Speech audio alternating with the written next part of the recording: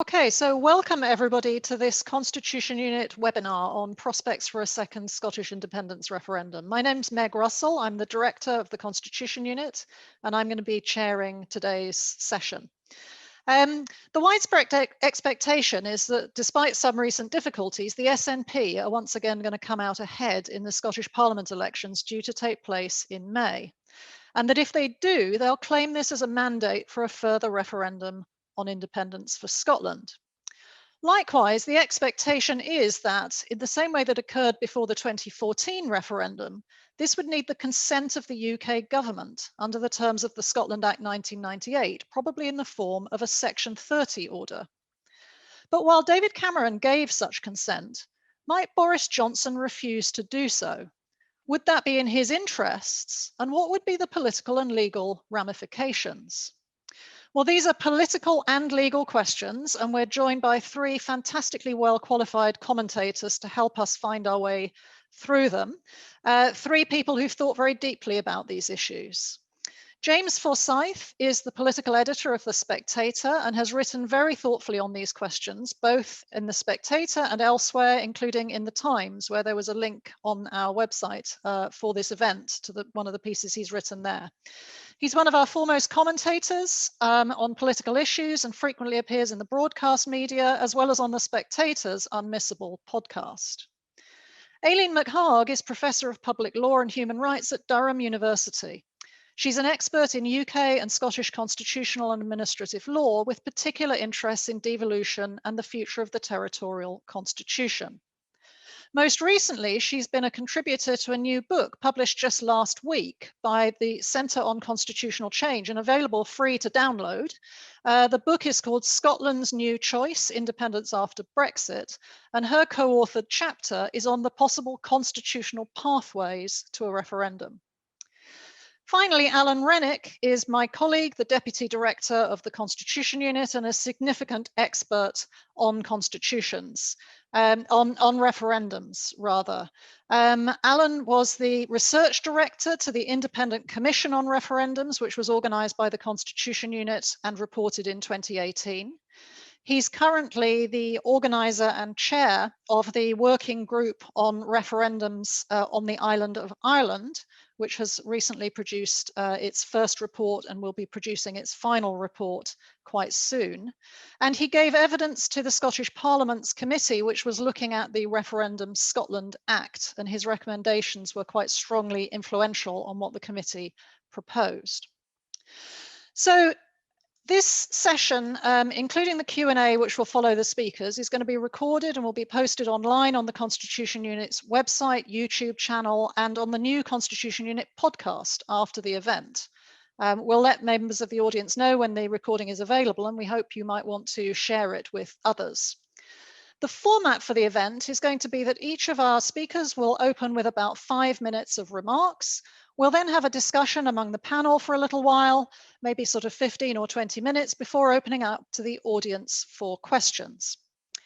If you have a question that you'd like to ask the panel, I'd ask you to put it in the Q&A function rather than the chat function. And then Connor Kelly here, who also works on the Northern Ireland project, he's going to facilitate the Q&A by picking out a good range of questions to be asked, which we'll probably ask you to put in groups of 2 or 3. If you'd like to ask your own question, that should be possible. So if you indicate that the question is in your name and you'd like to ask it, then we should be able to invite you to unmute yourself and do so. But if you'd prefer Connor to ask your question on your behalf, then just say so, and that's absolutely fine. You can also submit your questions anonymously. So enough of the intro. We're going to pass to our panel. Aileen will kick off, and then we will move to James, and then finally Alan. So Aileen, over to you. Okay, thanks very much, Meg, and thank you for inviting me to participate today. I'm going to address this question: can the UK government prevent a second independence referendum from a legal perspective? And from that legal perspective, I think the answer is probably yes, the UK government can prevent a second referendum. Certainly, the UK government cannot be forced to agree to a Section 30 order or other amendment of the Scotland Act to enable Holyrood to legislate for a second referendum, as occurred in relation to the 2014 referendum. However, whether the Scottish Parliament can unilaterally legislate for a referendum without a Section 30 order is a more open question than it is sometimes assumed to be. The Court of Session has recently declined the invitation to clarify this issue in a case called Keatings against the Advocate General for Scotland, and it did so on the basis that the issue was hypothetical and premature in the absence of a concrete referendum bill. Now, that case is currently under appeal, but as things currently stand, Holyrood's competence to legislate for a second referendum without the prior consent of the UK Parliament remains to be tested if and when such a bill is passed by the Parliament. Now, assuming that there is a pro-independence majority in Holyrood after the May elections and that the SNP is back in government, Mike Russell said back in January, I think, that the Scottish Government will introduce a referendum bill into the Scottish Parliament with or without a Section 30 order. And if such a bill passes, it will then almost certainly be subject to legal challenge in accordance with the procedures laid down in the Scotland Act, and the issue will then be conclusively settled. So either the bill will be held to be beyond competence, in which case no referendum will take place, because in my view, any attempt to hold a referendum without a legal basis in statute is simply a non-starter. So any talk of the possibility of a wildcat referendum or a Catalan-style referendum is entirely misplaced. Alternatively, the bill might be held to be within competence, in which case a referendum would be lawful. Now, that assumes, of course, that there is no attempt to amend the Scotland Act to render a referendum bill retrospectively beyond competence, similar to what happened in 2018 in relation to the Scottish Continuity Bill. Any such attempt to amend the Scotland Act would, of course, be subject to the Sewell Convention, and I think we can safely assume that if Holyrood has voted to pass a referendum bill, it would not consent to legislation designed to render that bill retrospectively unlawful. However, the refusal of devolved consent no longer appears to be the barrier to Westminster intervention in devolved matters that perhaps it once was. Securing a lawful referendum is only part of the story, though. As Alan Renwick will discuss in more detail, a referendum has to be seen as legitimate as well as lawful, and there is at least some suggestion that unionists would not participate in a unilateral referendum, even if it had been held to be lawful by the Supreme Court. In addition, we have to think about what happens after a referendum, assuming that it delivers a pro-independence majority, which is maybe more of an optimistic assumption than it might have seemed just a few weeks ago. While there's room for debate about who has the authority to authorise an independence referendum, there is no doubt at all that only the Westminster Parliament can authorise the dissolution of the Union itself. And that's why the commitment in the Edinburgh Agreement back in October 2012 to abide by the result of the 2014 referendum was so important, albeit that was not itself a binding commitment. It's this fundamental legal reality that all so-called Plan Bs, which tried to circumvent the need for a referendum, eventually run up against. It's certainly true to say that a referendum is not a legal requirement for Scotland to become independent. All that is required is for the UK Parliament to be persuaded to pass legislation to dissolve the Union. But there is no legal magic bullet that can be guaranteed to produce that result. Ultimately, it's a matter of politics, not law. So without a consensual route to independence, what else is left? The only other option is UDI, which would clearly be unlawful as a matter of domestic law. As a matter of international law, unilateral secession is not unlawful per se, but equally there is only a right to secede in quite limited circumstances, which probably don't include a sub-state nation with a high degree of internal autonomy, such as Scotland.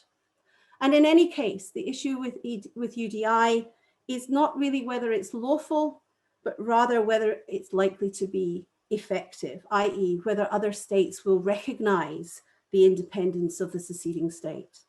The Scottish Government has rightly acknowledged that this is by no means a foregone conclusion, and particularly since the SNP aspires to rejoin the European Union, which would require the unanimous agreement of all existing member states, including those which are facing secessionist pressures of their own, securing a referendum which is lawful within the terms of the current constitutional order is really the only realistic game in town.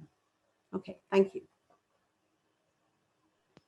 Wonderful. Thank you, Aileen. And that was tremendously succinct for such a complex area. I would really strongly recommend people to read some of Aileen's stuff after this event if they want to know more. So James, we've heard about the legal side. We're turning to you for the political side, and also perhaps, because Aileen has said that the Scottish Government may have rather more wiggle room than people assume.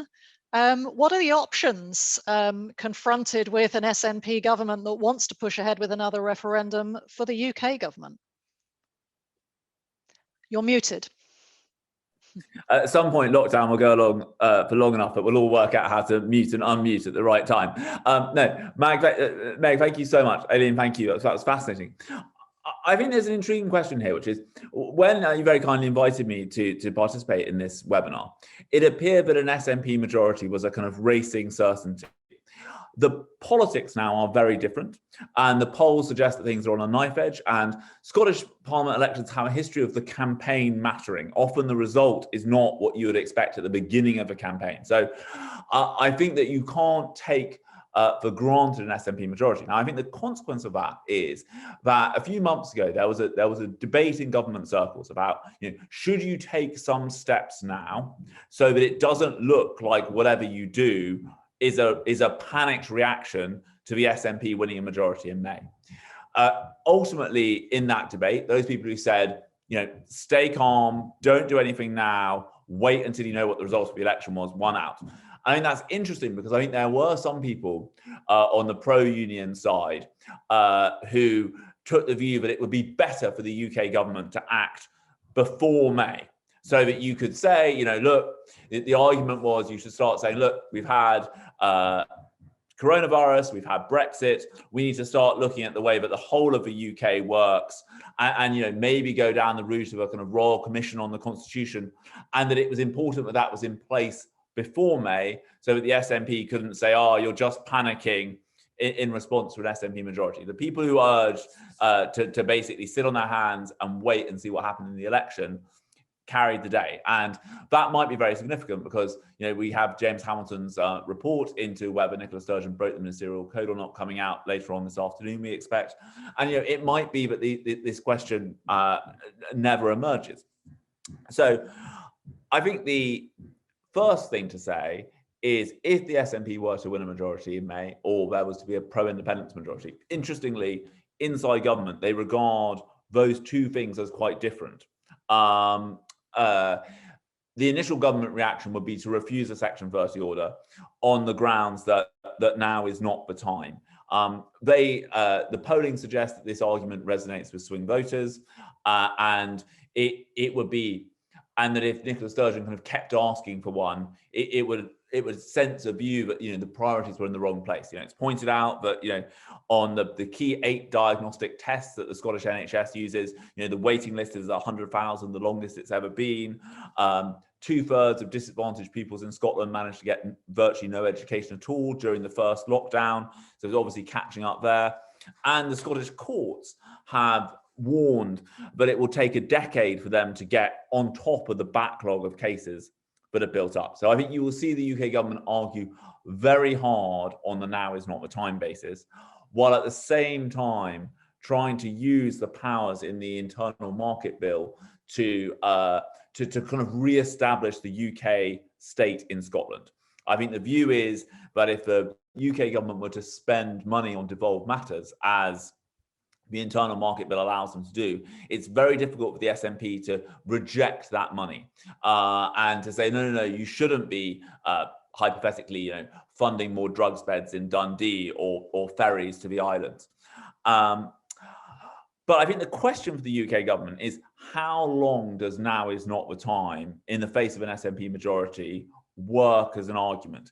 And I think that, while it's clear that I think in 2022, throughout this year and 2022, it would probably be a valid argument. It is towards the end of this parliament that it becomes more difficult to maintain that stance.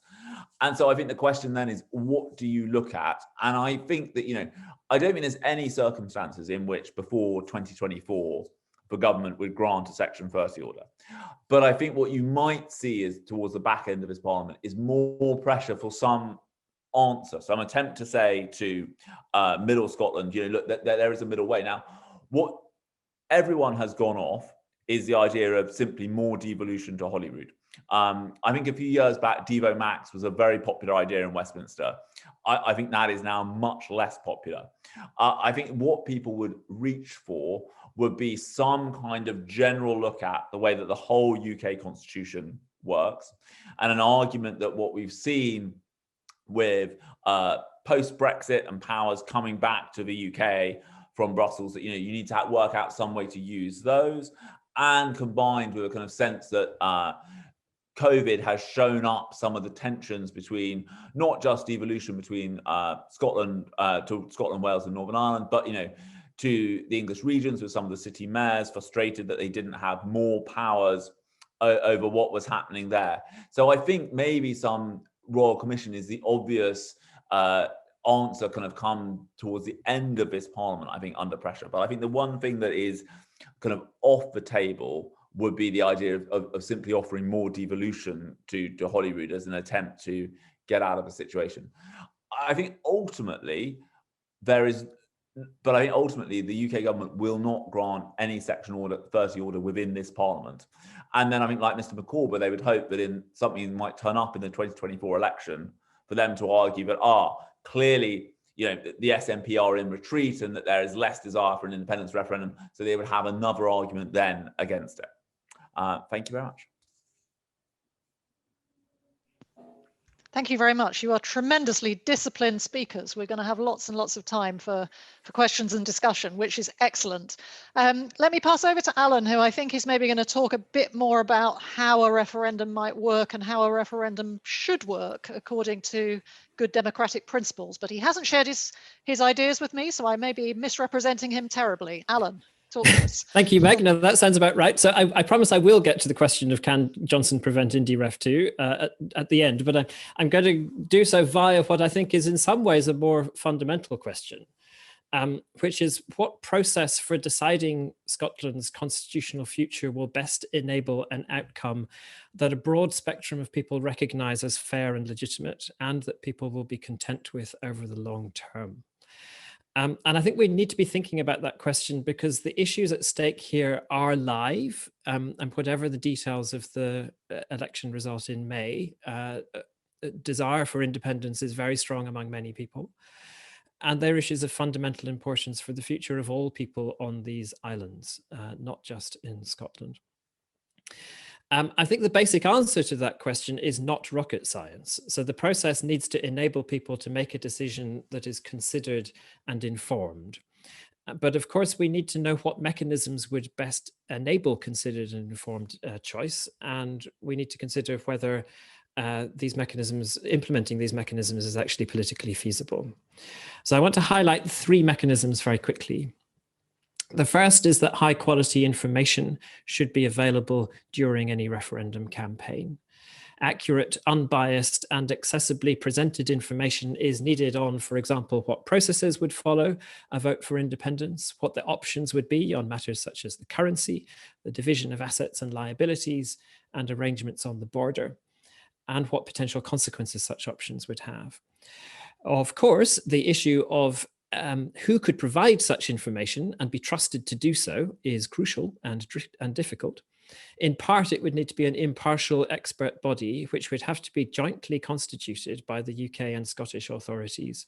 And we could learn from practice in Ireland and New Zealand on that. In part, it would also need to engage the public directly. Here, I think we should learn from Oregon and other US states and develop deliberative citizens panels and other similar fora to provide guidance on matters such as what people want information on and what claims they find plausible or implausible. So that's the first mechanism.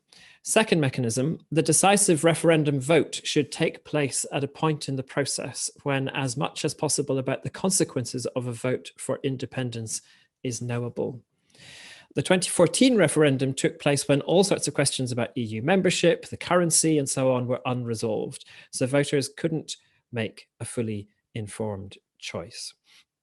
There are two ways to avoid that. One is to hold the referendum after the core divorce terms have been negotiated. The other is to have a two-stage referendum process. A yes vote at the first referendum would lead to negotiations. Another yes vote at the second would lead to independence on the agreed terms. Now, the first of these options, the late referendum, is rarely mentioned as an option in the Scottish context. James has floated it, but I think it's fair to say it got rather little traction.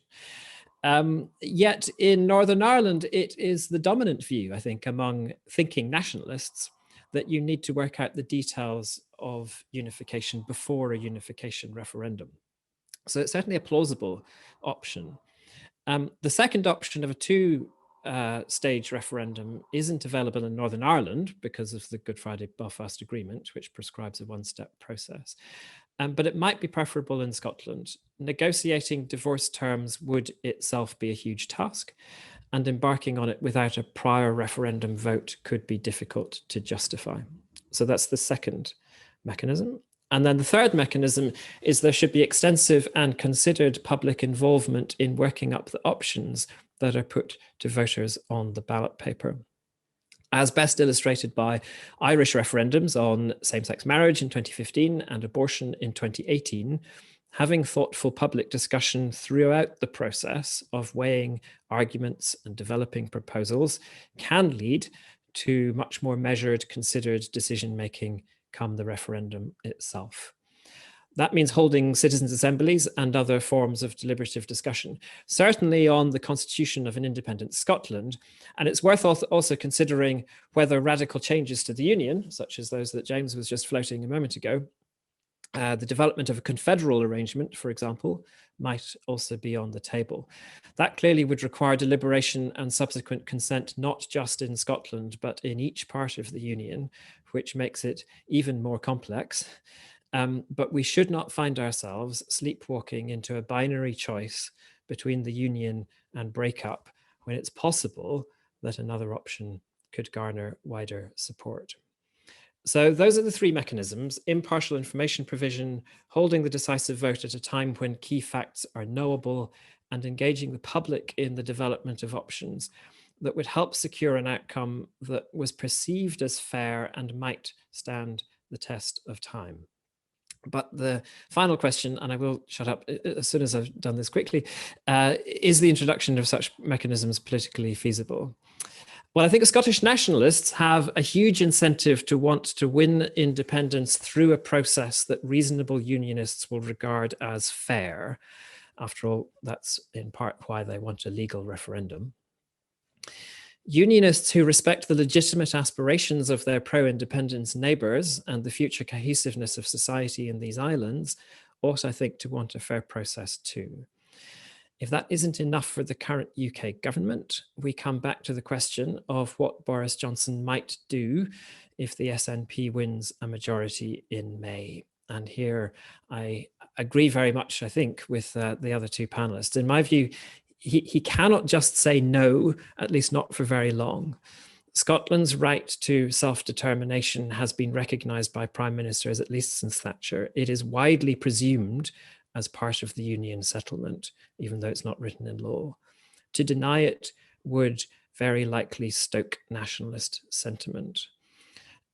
So I think Johnson has to offer a conversation, a meaningful conversation, which might lead to a referendum on agreed terms, if that is what further deliberations find people in Scotland want, but of course might also lead to a different outcome if further deliberation leads to the conclusion that some more intermediate outcome is preferable. There, I'll finish. Terrific. Thank you all.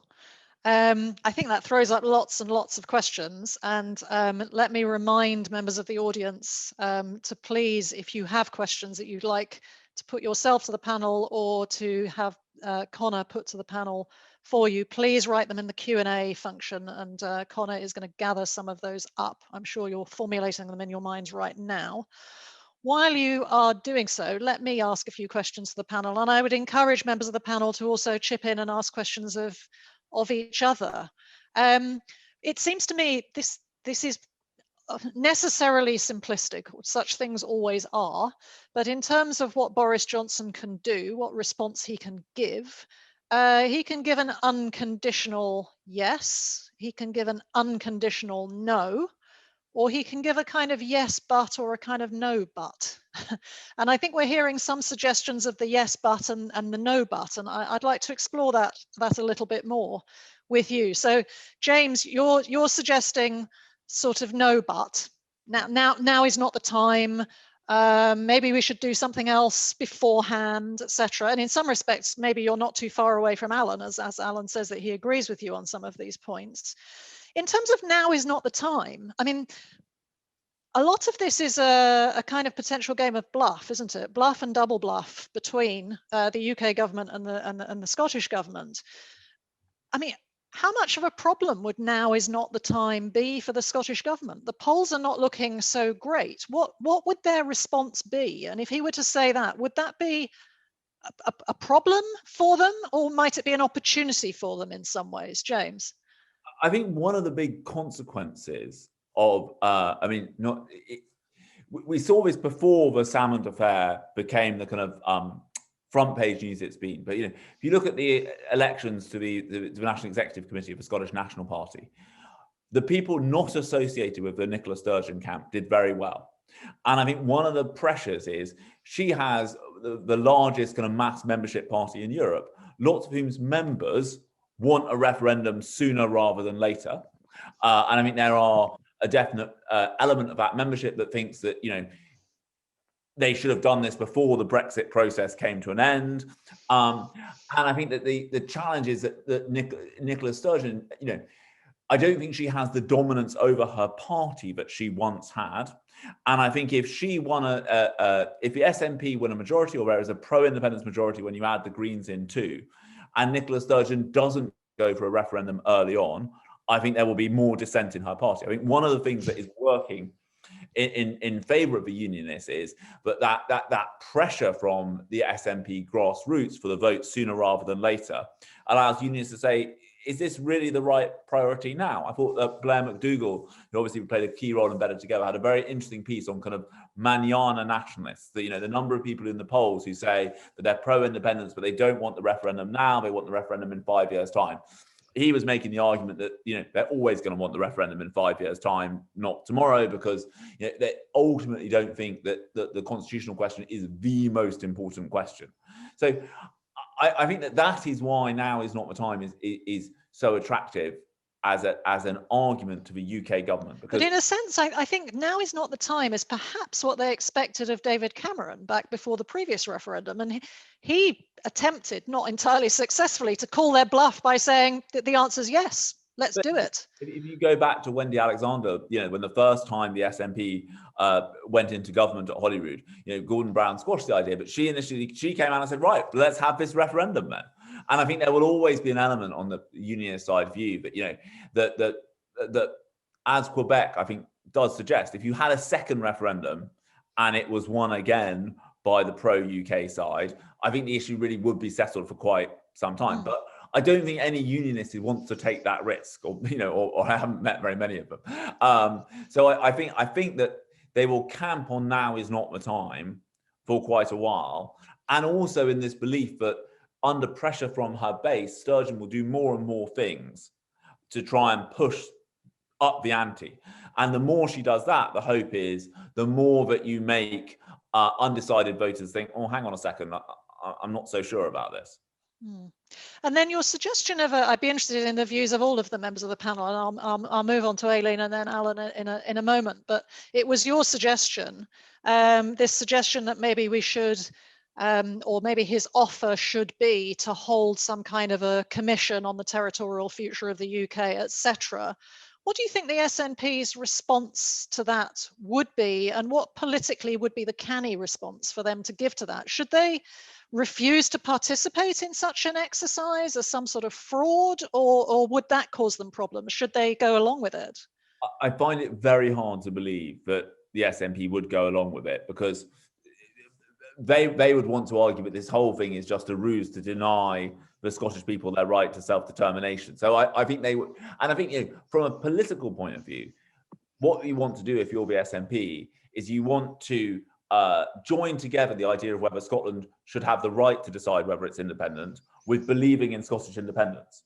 You want to make everyone who thinks that Scotland should be able to have a referendum if that's what it's voted for, you know, equivalent to a supporter of independence. And so I think their instinct would be not to engage with that.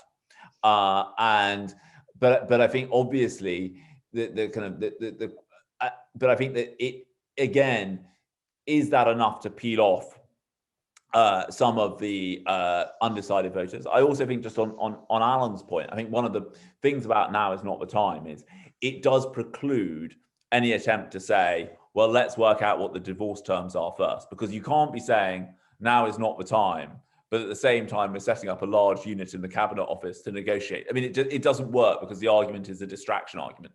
But I also think as time goes on, they will try and put more pressure on the SNP on what the question is, on what the answer is to the currency question.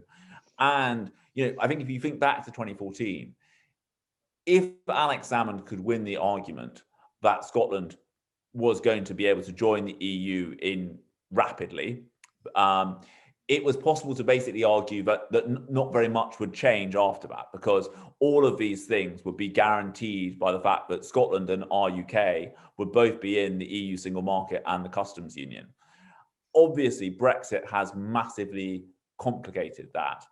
And I think it's very hard, even looking at, you know, how things are functioning in Northern Ireland with the protocol, to argue that there is some seamless answer to the question of what happens if Scotland joins the single market and the customs union while our UK isn't in it. I think it's impossible to suggest that there would be no border in those circumstances. Fascinating stuff.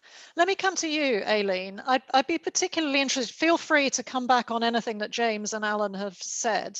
But if we start talking about these alternative kinds of arrangements, which, you know, James has talked about this potential commission. Alan talked about maybe there being some sort of confederal solution. You're very, very familiar with these kinds of arrangements. I wonder if you could say anything about what you think the options are, the sort of feasible option. You know, what would a confederal solution look like? What would a federal solution look like? What kind of a deal could be reached in a commission on the territorial future of the Constitution? I mean, the SNP notoriously withdrew from the Scottish Constitutional Convention back in the late 80s because it wouldn't consider the independence as an option. So I think anything that is some sort of third constitutional way that rules out independence altogether, I think is something that the SNP wouldn't join. If, on the other hand, independence remains some, you know, an option within a new constitutional settlement, they might be persuaded to participate, although that would be politically difficult for some of the reasons James has set out. The biggest barrier to any of these proposals for federalism or confederalism or whatever is, of course, the sovereignty of the UK Parliament. Unless there is a willingness to give that up, I don't think that any constitutional third way is really a starter. I absolutely agree that more devolution on its own is no longer going to be seen as good enough. There's a lot of skepticism about the 2014 vow and the 2016 Scotland Act. So something that is a much more fundamental reform of the UK Constitution, I think, has to be the third way. And whether there is political support for that, I think, is always the very, very big question. But without that, I don't see that you would persuade many independent supporters that a third way is a better option.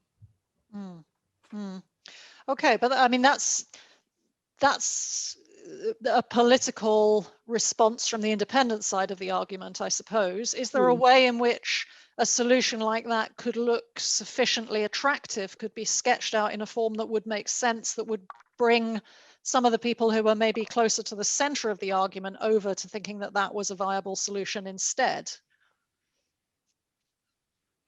I think it could be. I mean, if we go back to 2014, of course, the third option was ruled out of question by the UK government. But at that time, if you had looked for where the balance of public opinion might have been, it would have been for some sort of enhanced devolution within the union. So I think that there is a potential audience for that third way constitutional option. I just do think that the biggest difficulty is going to be to try to persuade people that the UK government really means it, particularly in the light of recent developments, perceived weakening of constraints on the UK Parliament and guarantees for independence. It was a bit of a disaster for anyone who was committed to the union. That the statutory recognition of the Sewell Convention was so very quickly shown, to have no effect at all. So I don't think very many people will be persuaded by those kind of symbolic guarantees anymore. You would have to have real enforceable constitutional guarantees, which would require a fundamental recasting of the UK Constitution. And obviously you've mentioned the S word, the sovereignty of Parliament word, and Parliament is my thing. The sovereignty of Parliament is a very disputed notion in very many ways, as I'm sure all of us know. In narrow legal terms, clearly Parliament passed the Scotland Act 1998, and therefore Parliament has spoken. But I personally find it quite weird, the idea that a Section 30 order, and Aileen, you're the lawyer here, so do put us right if I'm wrong here. A Section 30 order is an order in council. It doesn't even come to Parliament for a rubber stamp. So essentially Boris Johnson alone decides whether he wants to consent. And if he chose not to issue an order, I suppose Parliament could legislate to give the permission, but that's pretty impossible. You have to be a private member's bill. So this is he really alone makes this decision. And there are some political questions which would be interesting to draw the others into, but we're probably not going to have time, as to whether that's how he squares that with his party, I suppose. Am I right, Aileen, first? Yeah. Yeah. So on a Section 30 order, it does require the agreement of both houses of the UK Parliament and of the Scottish Parliament.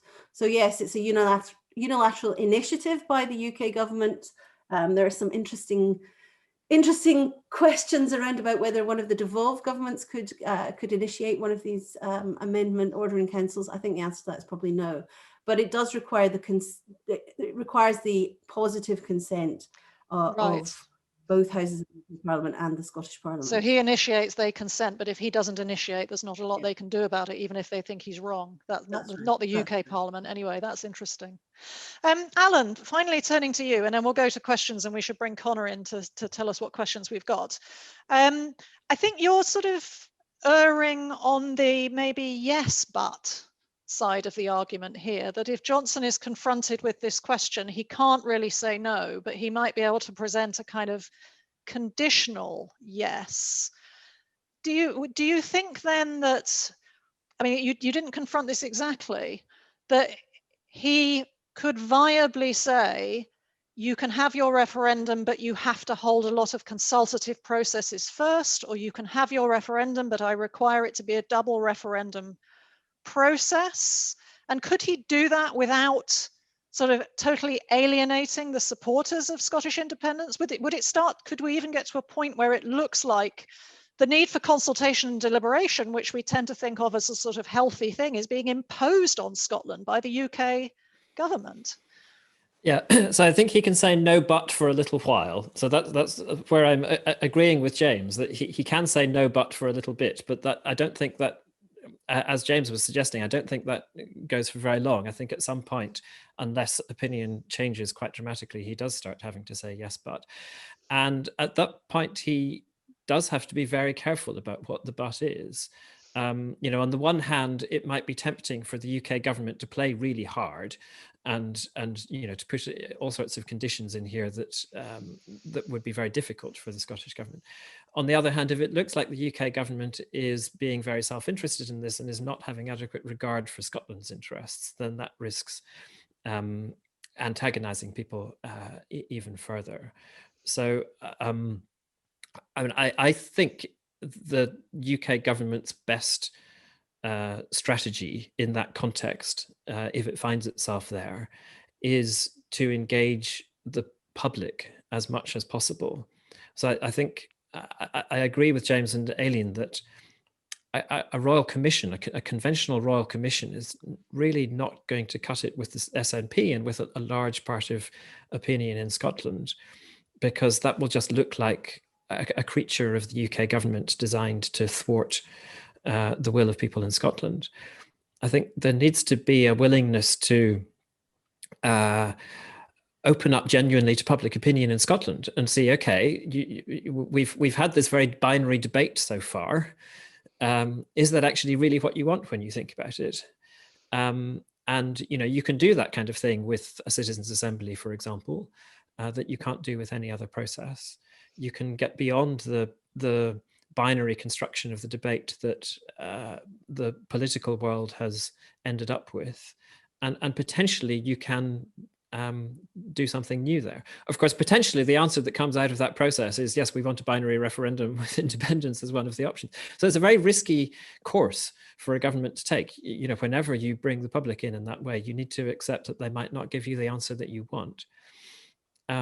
But the role of the UK government should be to be the sort of honest broker and to facilitate in as sincere a manner as possible a kind of good referendum. So certainly my view is that the UK government ought to care for the future well-being of people across these islands, and that is best served by not taking a very narrow, self-interested perspective on what is the right approach here. Of course, I'm coming at this partly, as you said, Meg, from having spent the last 18 months working with the Working Group on Unification Referendums on the island of Ireland. And the situation in Northern Ireland is different, but relevant here. And, since the early 1990s, the UK government has taken the view that it does not have a selfish interest in the question of whether Northern Ireland remains in the UK or not. If you accept the principle of self-determination for Scotland, then of course you can still have a view on whether you want Scotland to be in the Union or not, just as you can have a view on whether you like Northern Ireland being in the UK or not. But as the government, you also have to be willing to stand back and allow that choice to be made in a fair way that people will regard as having been fair after the event. And this is a very crude question again, I apologize, but in your mind, how long would this take? Because surely part of the way that the SNP responds would be about timing. If this is seen as sort of kicking the can down the road endlessly, if they're saying, well, you can have a referendum, but let's wait 10 years, that wouldn't be acceptable. But what do you think is feasible to fit in the kinds of processes you think are necessary? And might that be something that the SNP was prepared to accept or really felt that it needed to sign up to because what's on offer simply sounds so sensible and necessary? Yeah, I think it takes some years. It maybe takes 3 to 5 years. I haven't got an exact time for how long this would take. I think James is absolutely right that soft centrist opinion in Scotland is very wary about going very quickly on this. And from the SNP's point of view, from Nicola Sturgeon's point of view, being a sensible SNP person who recognises the need to win the centre ground, a process that involves that kind of delay is not necessarily an unwelcome thing at all. Okay, thank you. That's really interesting. Let's start bringing some other people into the discussion. I'm hoping that Connor might reappear on the screen at any moment now. Or he's turned his microphone on anyway, that he will tell us which questions he thinks we should call to bring other people in. There, Connor, there you are. Hello. Thank Yeah, you. we've got a couple of really interesting questions come in, and the participants are going to ask them themselves. So the first question will come from Jim Dixon, which is about voting rights of Scots who are not resident in Scotland. The second question will come from John Cartledge, who has an interesting question about the role of local authorities. And the third question from Professor Vernon Bogdanor. Okay. And I can see that Jim Dixon has appeared on the screen unmuted. So Jim, go ahead and ask your question. My question is, do you agree that if there is a second referendum, then in order for the will of the Scottish people in total to be fully and legally enacted, then it must include the participation of expat Scots living in the UK, specifically those who were born in Scotland, brought up in Scotland and educated in Scotland, in order for it to have any validity? That would be in the same way that expat British citizens can vote in general elections. In the prior referendum in 2014, people who were Commonwealth citizens or Irish citizens were allowed to vote if they had met minimal residency in Scotland, whereas expat Scots living elsewhere in the UK were not. If that is repeated, it's a situation that may hypothetically and potentially make the latter individuals, i.e. expat Scots, stateless. Thank you. Thank you very much, Jim. That's a really good question to get both legal and political views on, I think. Let's pass straight over to John Cartledge. John, ask your question. Thanks, Meg. A question of mine that was the opposite of that, which was about why non-Scots are being excluded from having a vote in this decision, has been censored. So I'll go on to the other one, which is, do Scottish local authorities have, or could they be given, the power to hold consultative referendums? Because if so, and if the Scottish Parliament is prevented from doing so, could all the local authorities in Scotland decide to hold referendums using the same question simultaneously, and thereby get a nationwide answer? Imaginative thinking, John. Thank you very much.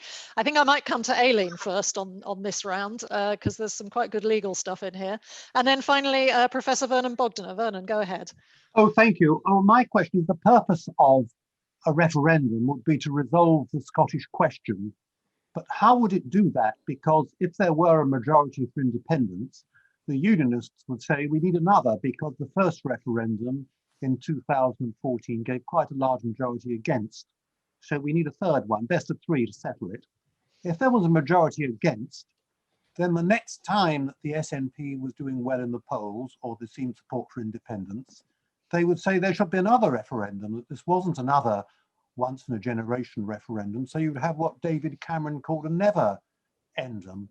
And then the proposal for confederation or federation mean that the rest of the country would have to accept constitutional reform, which it may not want, for the sake of Scotland.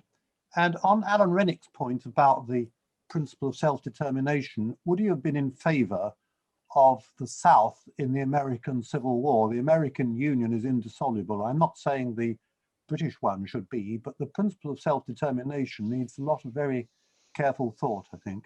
Thank you. Thank you very much, Vernon. Tricky questions, quite tempting to turn round to you as one of the UK's foremost constitutional experts and ask your own answer, but that would be unfair, I think. Let me start with Aileen and then go to James and then to Alan on this round. Pick what you would like from that set of questions. Aileen, go ahead. So should a second referendum include the participation of expatriate Scots? No, I don't think it should. There are huge problems of definition, and the questioner gave a particular definition of who ought to count, but I can imagine a huge number of arguments around about who counts as Scottish enough in these circumstances. I wasn't in favour in 2014 of including 16-year-olds because I thought that did smack a little bit of of gerrymandering. Otherwise, the referendum was the Scottish Parliament, the franchise was the Scottish Parliament franchise, and I think that is the safest thing to stick to. The simultaneous local authority consultative referendums is very nice. I haven't seen that suggested before. I mean, the answer to that is that they probably could, because one of the reasons why you need legislation for an independence referendum is, of course, to get all of the returning officers, etc., to go along with, to cooperate in the process. Whereas if you're talking about individually organised referendums organised by each local authority, well, then they can do that without legislation through sort of managerial instructions. There is a precedent in the Strathclyde Regional Council water privatisation referendum in the early 90s. Of course, such a referendum would still lack spending rules and all of those other kind of campaign rules, which I think would be important for perception of fairness and legitimacy as well. So it wouldn't be ideal, but it is at least a theoretical possibility, I think. Maybe we could pass to the other speakers for Vernon's questions, because I'm just got my eye on the clock and I realise we do want to fit in at least one more round. Is that okay, Aileen? Sure. Yeah. Yeah, James, what do you think about the neverendum and the confederation question, which was primarily aimed at Alan, actually, but the neverendum at least? Well, I think one of the lessons of the Brexit referendum is that the public in some ways will vote for the option that they think will make this constitutional stuff go away. I remember having a long conversation with one very close confidant of David Cameron, saying that their one regret about the referendum campaign was that they didn't get across that a vote to leave wouldn't end the argument. It would just make the European question dominate politics for kind of for the next few years. And that, they think that actually just saying to people, look, this is going to be all your politicians can talk about for the next 5-10 years would have been a powerful argument they didn't manage to use.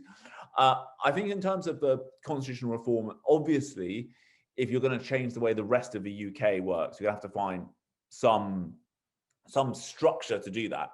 I think one thing on Aileen's point about the sovereignty of the Westminster Parliament, one thing I would just to be slightly provocative, I'd chuck out there is the House of Lords is an obvious element of this that we haven't considered. You could keep a sovereign Westminster Parliament, but have a House of Lords that was elected in the way that the European Parliament used to be, out of, for example, the devolved bodies. Or you could use that to create some check for Scotland and Wales and Northern Ireland on England. I mean, always the problem with any kind of idea of federalism in the UK is, England with 85% of the population is just too large. So how do you get around that? Just very quickly on the voting rights point, I think there's a simple answer to this. The 2014 Scottish Government White Paper on Independence set out very clearly what the citizenship terms would be for an independent Scotland. I think the franchise should be everyone who would count as a citizen of an independent Scotland. I mean, that's the answer on that. And on the local authorities, I just don't imagine that the Scottish Borders Local Council, which is Conservative run, or Aberdeenshire are going to participate in this. So however neatly it might work, I think that would run into a massive unionist boycott issue. Thank you very much. And then, Alan, I'm sure you've got views on several of these questions, and one of them was specifically pointed in your direction. Can I go for the franchise first, where I agree with Aileen? I mean, I think James's suggestion sounds like allowing the Scottish government the right to set the franchise as it wishes, which seems rather problematic to me. I think the key point for me is one of the points that Aileen made, which is that you don't want the franchise in a referendum to be gerrymandered to suit the wishes of the side that has the power to make that decision. You want, so far as possible, with any referendum, to be applying an existing franchise, I think. And as Aileen said, the Scottish Parliament franchise is the obvious one to apply there. I say that as an expat Scot. I think I meet all of Jim's requirements, though educated only up to the age of 18 in Scotland. So picking up on Aileen's point about how Scottish do you need to be, I'm not sure if I quite qualify, but Yes, Vernon's very good questions. So I think you're quite right that there is a danger of a never-ending process here by which referendums keep coming and keep coming. In Northern Ireland, of course, the legislation sets a minimum time between referendums of 7 years. In practice, we might be applying something like that in Scotland. 7 years is coming up in September from the last referendum. And it's not an unreasonable rule. And I have no kind of general theory of who should have a right to self-determination. I think it is just a matter of political reality that in the UK, across the political spectrum, Scotland's right to self-determination has been recognised. It has been recognised by Conservative prime ministers, by Labour prime ministers, by unionist leaders in Scotland. I don't think you can get away from it. I think it is simply a reality that has to be accepted. Thank you. Let's go back to Connor. And hopefully we'll fit in one more round, and if we're quick, we might fit in 2. So who are you suggesting we should call up next, Connor?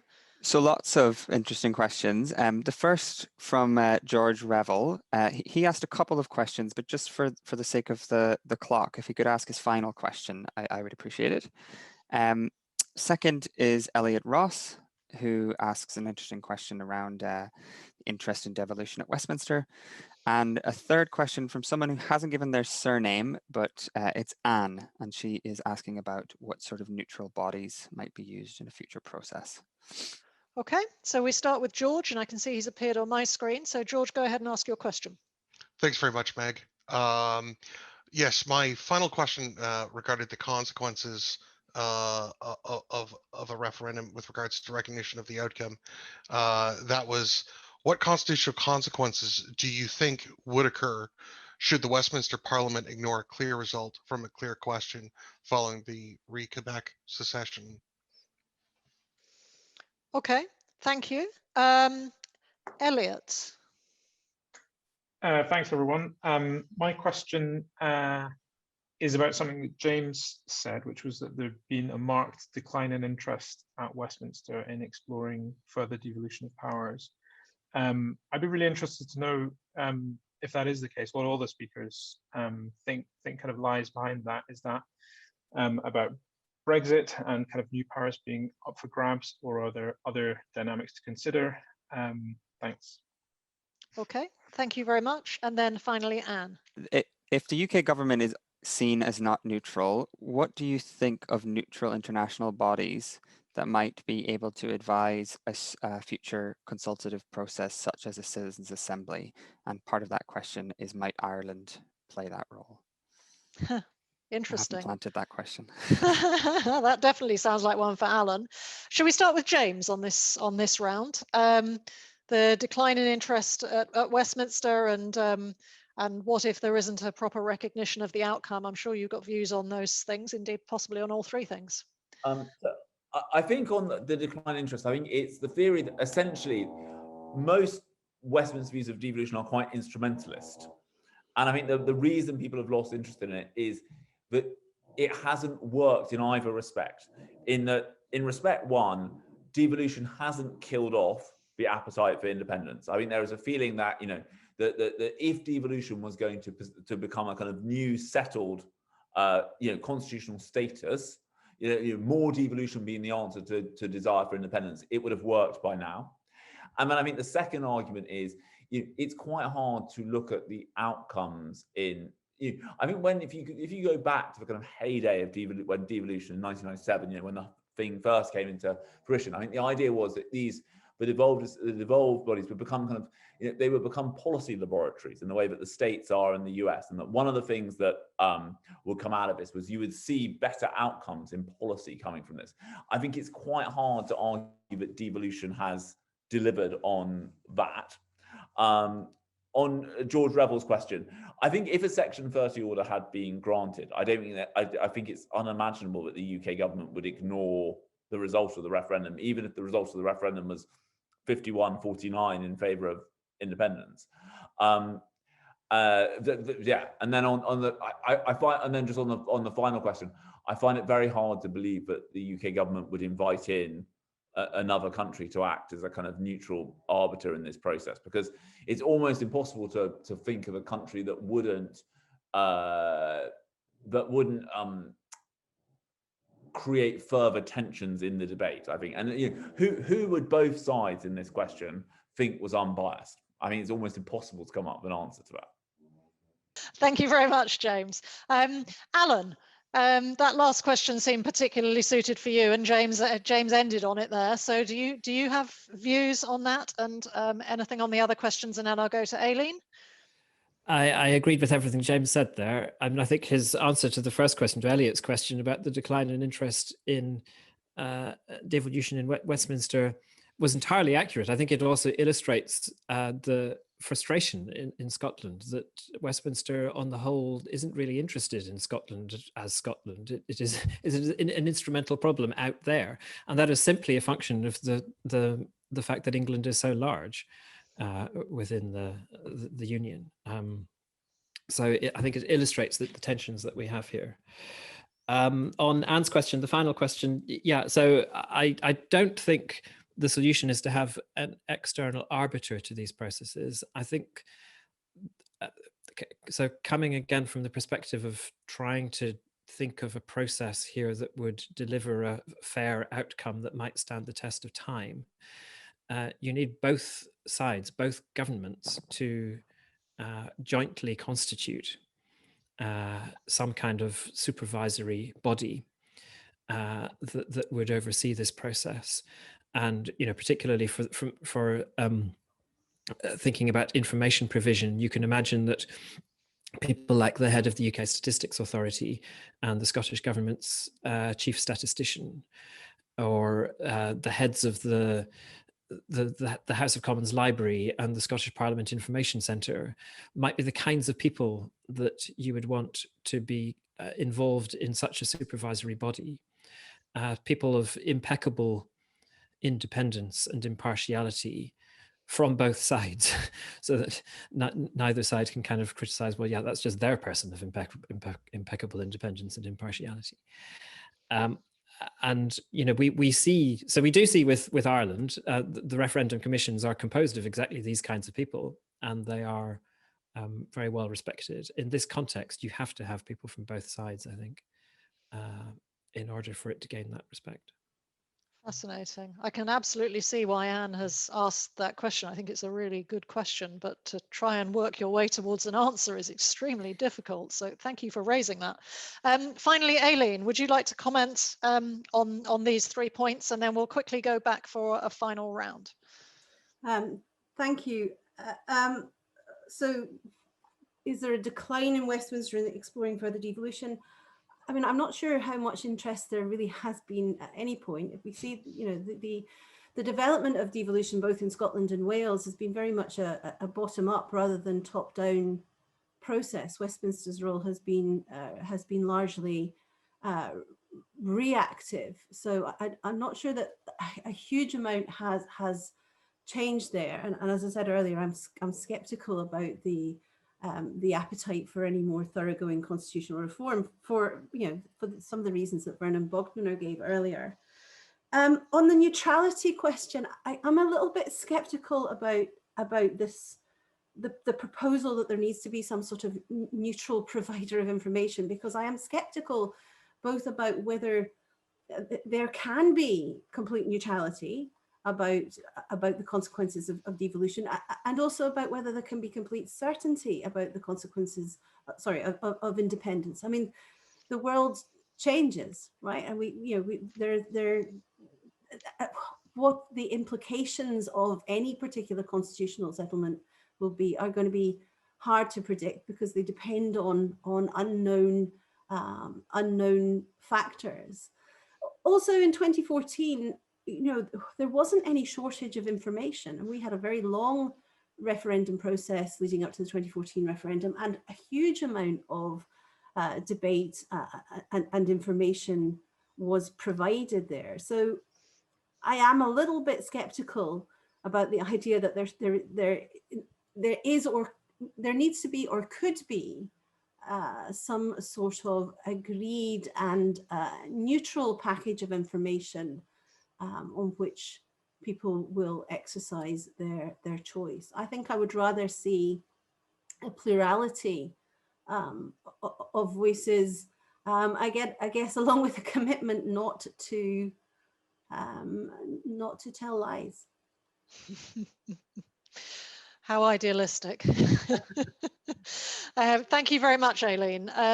Connor has communicated to me that he does have a couple of further excellent questions that he might be able to put himself in order to save time, because we'd like to get this wrapped up by 1:15. So over to you, Connor.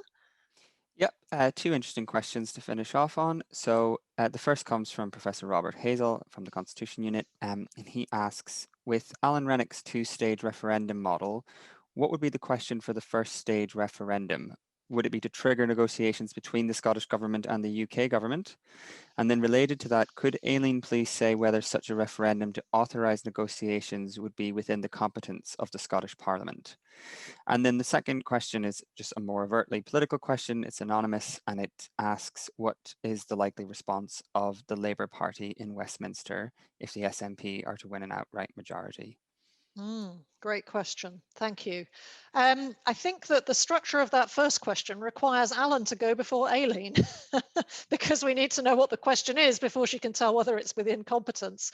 So let's go Alan, Aileen, James. Others may wish to comment on the Labour Party point, but briefly. But as default, I'll come to James on that question. So Alan, tell us about your two-stage referendum model. So the first referendum, if there were a yes vote, then the effect would be that you would start a negotiation on the terms of independence. Now, the question, therefore, could simply be a question saying, should the UK government and the Scottish government enter negotiations in order to determine the terms of independence that would subsequently be put at a second referendum. So you could simply state that as a question. Of course, the danger of that from the UK government's point of view is it thinks, hang on, people are being given enough opportunity to have a look at something and not actually ask their view on the independence issue in itself. It's terribly easy to say yes to that and know that you can always say no later on. An alternative approach would be to say that the question on the ballot paper is the same as last time. Basically, it's should Scotland be an independent country, but you kind of have a note on the ballot paper, as it were, saying the effect of if a majority vote yes is that the terms would be negotiated and there would be a second referendum. So in principle, those two things are both the same, but the framing is a bit different. And you know, as we know, how these things are framed can sometimes make a difference to how the debate goes and how therefore people vote in the end. Of course, it would be, assuming normal procedures were followed, and I hope they would be, for the Electoral Commission to advise on exactly what the wording of the question should be. The anonymous question at the end about Labour's response, if there is a majority in favour of, so there's an SNP majority in the Scottish Parliament election, is a great question. And I find it very curious when we hear Westminster politicians who simply assert that they will not allow a referendum, irrespective of what voters in Scotland say. It seems very difficult for Labour to maintain that position if Scots do consistently vote for the SNP as they have been doing. But I'll be very interested to hear what James says on that question. Okay, terrific. Aileen, we want a little legal advice on the competence to hold Alan's first stage referendum, please. I mean, my view on this is that the wording of the question doesn't really matter all that much. I mean, it has been suggested in the past that the wording matters, but I think what I would see as important is the effect of the referendum. So the 2014 referendum was, of course, advisory. Any second referendum would be advisory.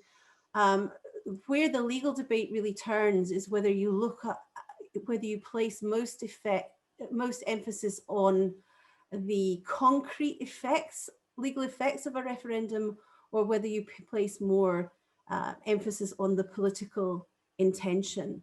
And I don't think, therefore, that the should Scotland become independent versus should the Scottish Government open negotiations to become independent difference really makes a difference to the answer to the legal question. Of course, there's nothing to stop them opening negotiations now, except that the UK government presumably wouldn't want to. So it's not just a legal question, it's a political question. Pressing ahead without that first stage referendum, I guess, is also a possibility. Let me turn finally to James. It's very interesting that we got through so much of this seminar without the Labour Party really being mentioned. It may tell us something about the state of contemporary Scottish politics. What do you think their response will be in these circumstances, finally? So I think the kind of fascinating element here that in the Scottish Labour leadership contest, Monica Lennon, who was the defeated candidate, she was very much of the view that, you know, if the SNP won a majority at Holyrood, then, you know, there should be another referendum. And I think that would have, if she had won, I think that would have changed the dynamics of the constitutional debate, because it would have left the Tories looking very isolated in their opposition to a second independence referendum. So I think that is a significant change. I think personally, for Labour, Scotland is going to be in UK-wide general elections. This is going to be a persistent problem until Labour revives significantly north of the border, because they will, in any close election, they are going to get that question that they found so hard to deal with in 2015, which is, you know, what would your relationship with the SNP be? And I think this is a very, very difficult question for Labour to answer, because you know, I think essentially it is clearly a very unpopular answer in England to suggest that you would be prepared to rely on SNP votes to form your government. Now, I think that, you know, the better Labour answer is, well, you know, and to almost flip things back onto the SNP, which is, are they going to do what they did in 1979 and put the Tories back in? We'll just dare them to vote us down. And I suspect that'll be the position that Labour do articulate in the next election. But I think until, you know, looking at the current UK electoral map, you know, it is quite clear that until Labour can revive in Scotland, they are going to have a constant nightmare in any close election when the Tories push them on what their relationship with the Scottish National Party would be. And I think that, you know, so I think in some ways, until this question goes away, this is going to be a persistent issue for Labour. But I do think that things are looking brighter for Scottish Labour than they have in some time, because I think, you know, if you look at the way that Anna Sawar is trying to do a very Blairite triangulation here, which is to basically say all that both the SNP and the Scottish Tories want to do is talk about the Constitution. You know, the SNP in terms of agitating for independence, the Scottish Tories in terms of agitating against it. If Anna Sawar can find a way to say to kind of voters exhausted with all the constitutional arguing, look, if you think any other issue is, you know, if you think the NHS or education is more important than the Constitution, vote for us, then you can see that that could create quite a powerful niche for Scottish Labour, especially given, I think, the exhaustion of this debate that is beginning to kick in Scotland. That's great, thank you. And it brings us to a point which we didn't really touch on during the seminar as well, which which I'm not going to ask another question because we're at the end, but it remains to be seen how all this will play out through the election campaign up to May itself. Because of course we're talking about the potential outcome of the election, but it's all to play for how the Conservatives, how Labour, how the SNP present this during the election campaign. So this has been a terrific event. I'm really enormously grateful to all of our panelists for their insights, and I think you've been a really wonderfully balanced panel in terms of your expertise. And thank the audience as well for coming. Thank those who asked questions for the high quality of their questions, and Connor, of course, for shepherding the questions, and apologise on my behalf and the behalf of Connor for those who asked excellent questions that there weren't time for. As I said at the beginning, the recording of this event will be available on our website afterwards.